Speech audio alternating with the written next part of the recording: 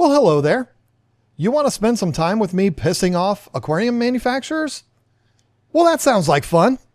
Well, listen, there's something that's been going on in the aquarium industry forever. As long as people have been keeping glass boxes full of water and trying to keep fish alive in them, this has been going on. It is a very common practice, and it has always pissed me off. It's never going to not piss me off because it's never going to stop.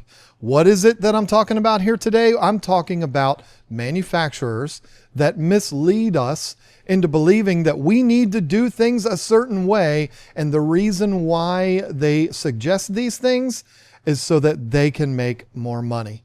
I am all in on everybody trying to get their money. Make your money, do it. Create products, people buy it, and you make money. This is how the world works. I'm not against that. However, I am against misleading people that maybe don't know any better because they're brand new to this and they spend money that they don't need to spend. I've got a few examples here for you today.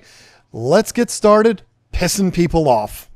The first thing that we need to talk about is fish food feeding instructions. Now listen, I am very close to several fish food manufacturers. I love their foods. I love what they do.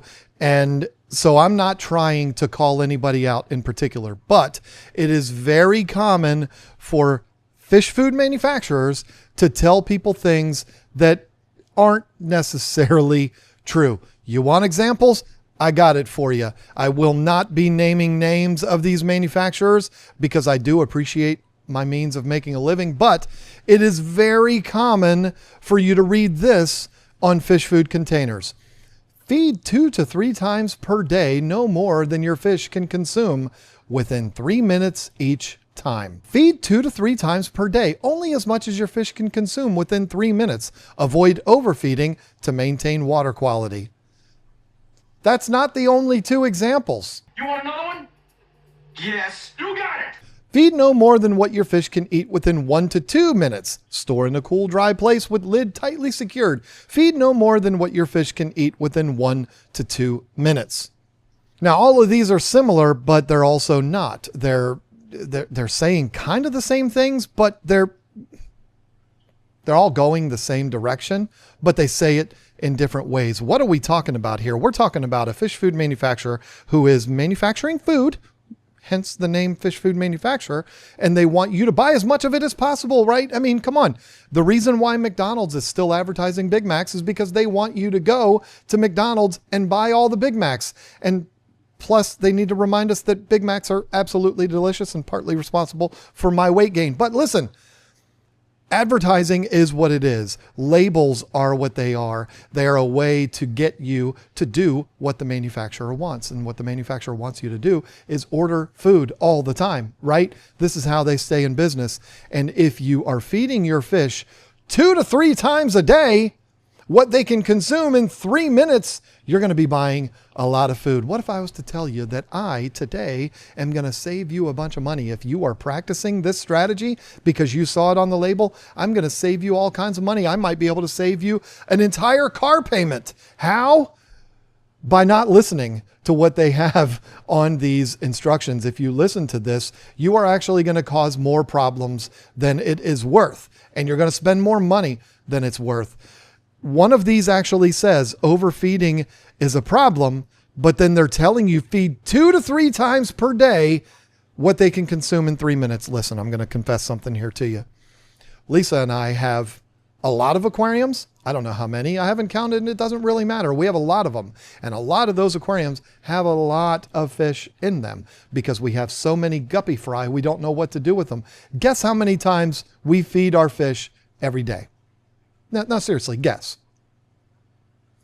3 times? 2 times? 2 to 3 times per day? No, we have for the last 10 years fed all of our aquariums once a day.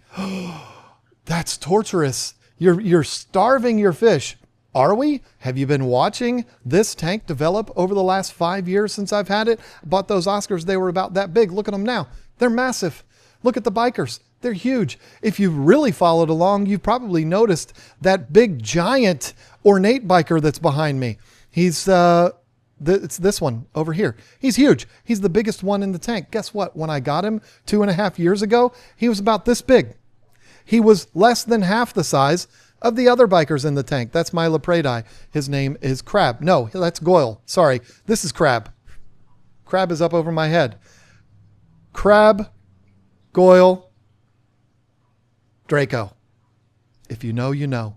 Draco was less than half the size of the other two jokers in there. And in 2.5 years, he is probably 1.5 times the size of that one now. And that's all feeding once a day.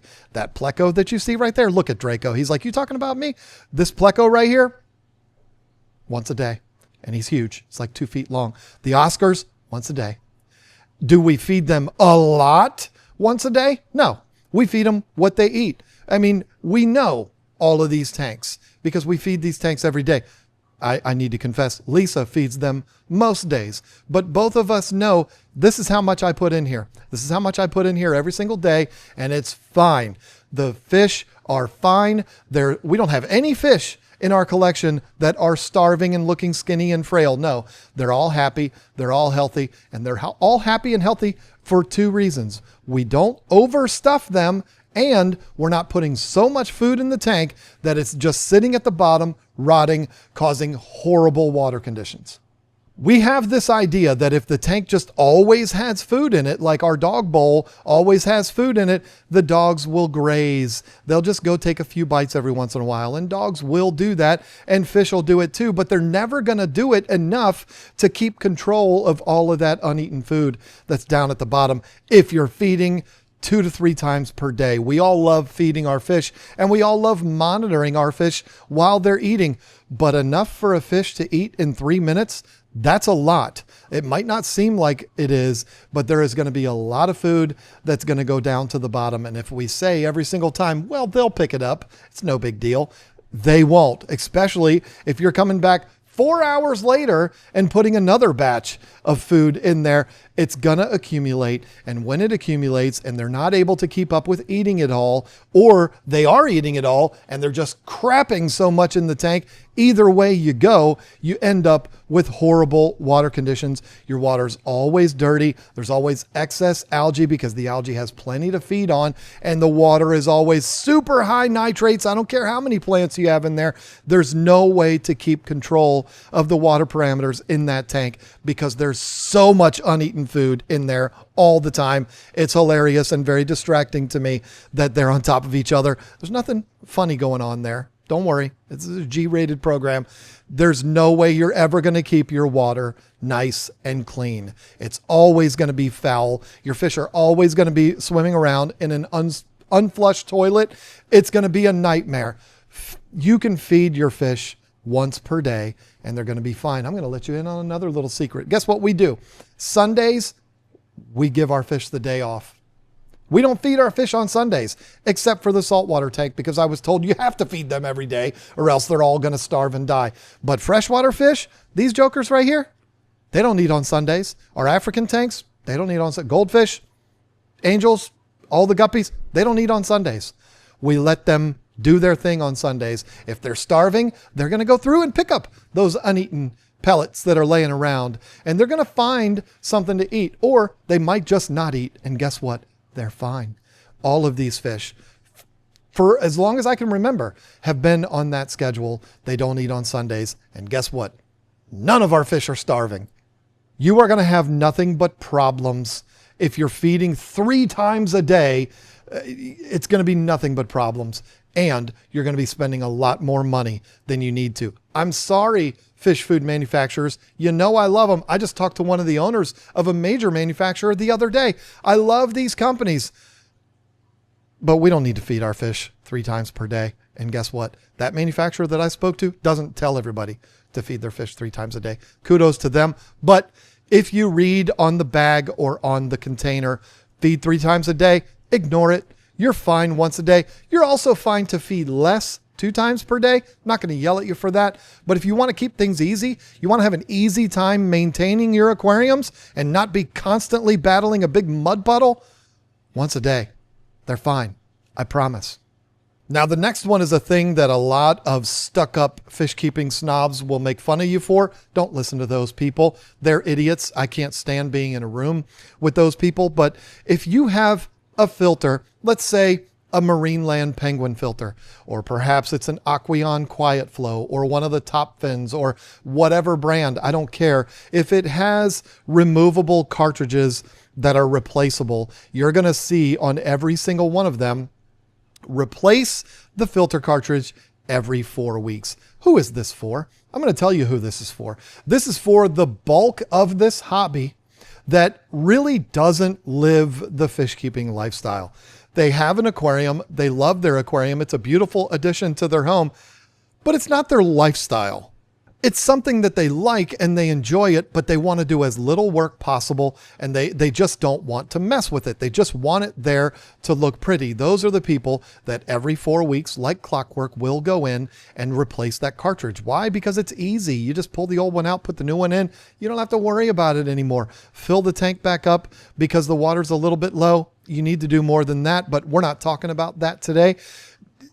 Every 4 weeks, like clockwork, they set a reminder on their calendar to do it, and they do it, and they don't have all these problems. Is this a problem to replace the cartridge every 4 weeks? No.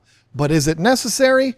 Absolutely not. First things first, most of those cartridges, I'm not a hater of those cartridges, by the way, but most of those cartridges just have a very little amount of carbon in there. The main thing that's keeping the aquarium clean is that sponge that's on it. And guess what? 4 weeks, that sponge is still perfectly fine. What I would recommend that you do, and this is another thing that's going to sound like blasphemy to a lot of people, especially those stuck-up fish nerds, take that cartridge to your sink, rinse it out, get all of that brown off of it, put it back in the tank. You can go another 4 weeks. What? Yes, you can absolutely go another 4 weeks. The sponge on those filters is very thin, but it can be used for a lot longer than 4 weeks. We've had those cartridges in our tanks for a year, and guess what? They were fine. You just clean them off. You put it back in, and it's all good. What about the carbon, John? The carbon, isn't it going to kill all the... No, it's not. It's fine. It will pretty much go dormant after a few months or whatever, and it's not really going to be serving the purpose of carbon, but it's also not going to hurt anything. So you don't need to replace these cartridges every single 4 weeks. These cartridges are not cheap. They work. I'm not saying you're going to be killing your fish if you do replace them every 4 weeks, but you're not going to need to. They're expensive. Every time you replace them, that's money out of your pocket. Why don't you keep that money in your pocket and replace them once every 3 months? I just tripled your money. You're welcome.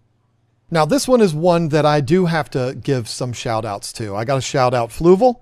I got to shout out another brand that escapes me now. They are doing this right with the exception of one tank. But anyway, there is a very common thing in this hobby that is going away. I think the manufacturers are figuring it out that they're idiots for doing this, and they're cycling into new displays, and they're not doing this anymore, but it is still out there. And if you see it, you are being deceived. Most fish keepers that have been doing this for longer than a month with all the information, videos like this that are out there, people are aware that this is not a real thing. But this hobby, I'm going to say it again, is made up of the majority new fish keepers. They're just getting into it. Most of them aren't as crazy as we are watching videos about fish keeping. They get into it, they love it, but then it just becomes a thing that's a part of their house, and they don't realize that the box deceived them. What am I talking about? The new aquarium kits that come with the wrong fish on the front cover, the box that is the display, the thing that you see. They're putting things like goldfish in 10-gallon tanks. They're putting betas in 1-gallon tanks. They're showing you this is perfectly fine to do this. It's not.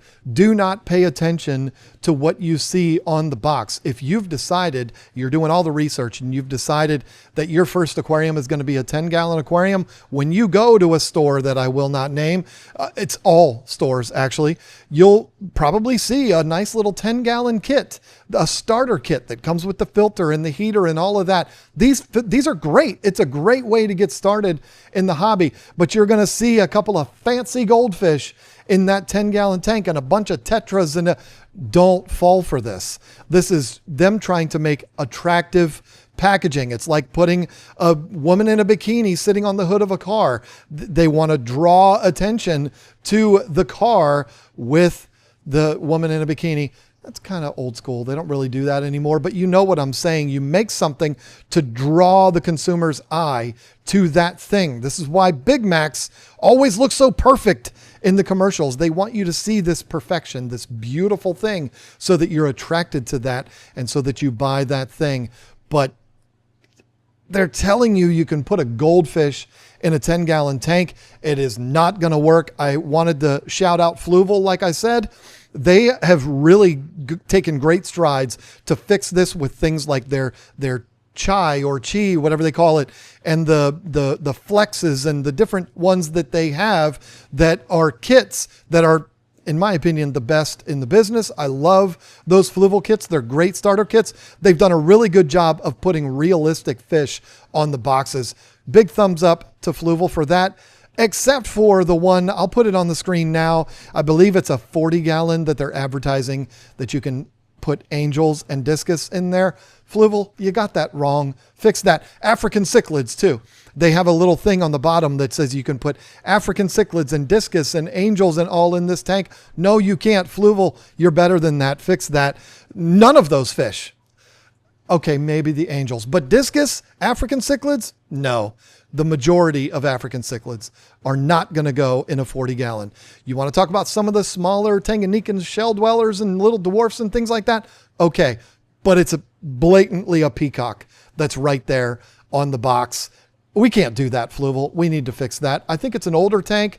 And so, I'm going to cut them some slack there, but don't believe the fish that you see on these boxes. If you see a goldfish in a 5-gallon tank and you put a goldfish in a 5-gallon or even a 10-gallon tank, I'm sorry, you're just a bad person, because eventually you're going to figure out that wasn't a good thing and you're probably not going to do anything about it. I hate that. That's one of the things that I've hated the most about this industry. Not many people are doing it anymore. Not many manufacturers are doing it anymore, but it's still out there. Just ignore it.